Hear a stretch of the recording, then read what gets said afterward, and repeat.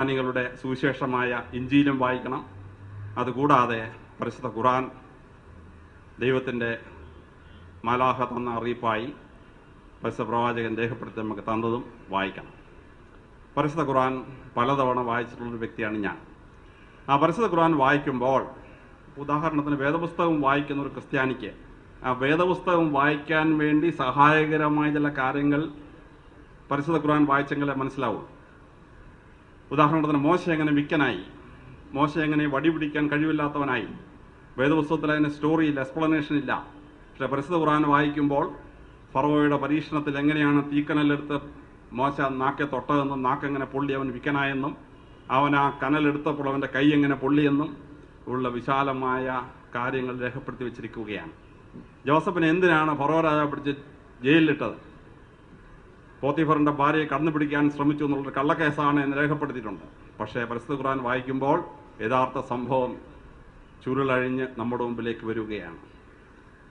എങ്ങനെയാണ് അസീനത്തിനെ അവൻ പ്രേമിച്ചതെന്നും അതിൻ്റെ ഫലമായി എങ്ങനെ അവൻ ജയിലടയ്ക്കപ്പെട്ടുവെന്നും വിശാലമായ കഥ രേഖപ്പെടുത്തിയിരിക്കുകയാണ്. കന്യാസ്ത്രീ മറിയം എങ്ങനെ ഗർഭിണിയായി, പരിശുദ്ധാത്മാവിനെ ഗർഭിണിയായി എന്ന് വേദപുസ്തകത്തിൽ ഞങ്ങൾ വായിക്കണം.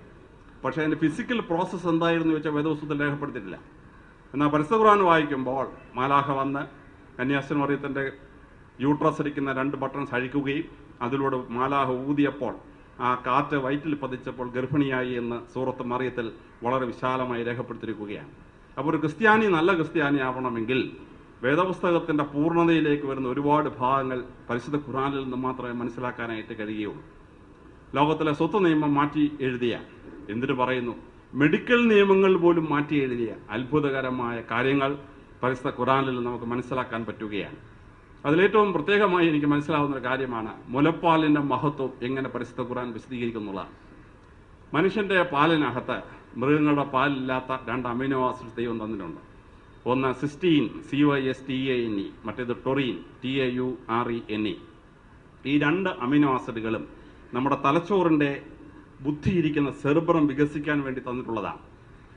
തന്നെയുമല്ല, ഡിസിഷൻ മേക്കിംഗ് ഉള്ള, മാനേജ്മെന്റ് സയൻസ് ചെയ്യുന്ന, ഉത്തരവാദിത്തമുള്ള ഭരണം നടത്തുന്ന ആളുകളുടെ ഫ്രണ്ടൽ ലോബിൽ നിന്നാണ് ഈ ഡിസിഷൻ മേക്കിംഗ് കപ്പാസിറ്റി വരുന്നത്. ഇത് വലുതാവണമെങ്കിൽ ഈ അമിനോ ആസിഡ്സ് ഉള്ള പാല് വയറ്റിൽ ചെന്നെങ്കിലേ പറ്റുള്ളൂ. അത് എത്രയും കൂടുതൽ കാലം അമ്മയുടെ മുലപ്പാൽ കുടിക്കുന്നുവോ അത്രയുമാണ് ഒരു മനുഷ്യന്റെ ബുദ്ധിശക്തി എന്ന് പറയുന്നു. പരിശുദ്ധ പ്രവാചകൻ പരിശുദ്ധ ഖുർആനിൽ അതിശ്രദ്ധേയമായി നിയമം എഴുതി വെച്ചിരിക്കുന്നു. ഭർത്താവ് ഭാര്യയെ ഉപേക്ഷിച്ചാൽ പോലും ആ ഭാര്യയ്ക്ക് കുഞ്ഞുങ്ങളെ കസ്റ്റഡിയിൽ വെച്ച് 2 വയസ്സ് വരെ മുലപ്പാൽ കൊടുക്കാൻ അവകാശമുണ്ട്. ആ 2 വയസ്സ് വരെ ആ സ്ത്രീക്കും കുഞ്ഞിനും ചെലവിന് കൊടുക്കേണ്ട ജോലി ആ ഉപേക്ഷിച്ച ഭർത്താവിൻ്റെതാണ് എന്നാണ് രേഖപ്പെടുത്തി വെച്ചിരിക്കുന്നത്. ഡോക്ടർമാർ പറയുന്നു ഇതിനേക്കാൾ വലിയൊരു മെഡിക്കൽ നിയമം ലോകത്തിൽ ഒരു ഭരണാധികാരിയും ഉണ്ടാക്കിയിട്ടില്ല എന്നുള്ളതാണ്.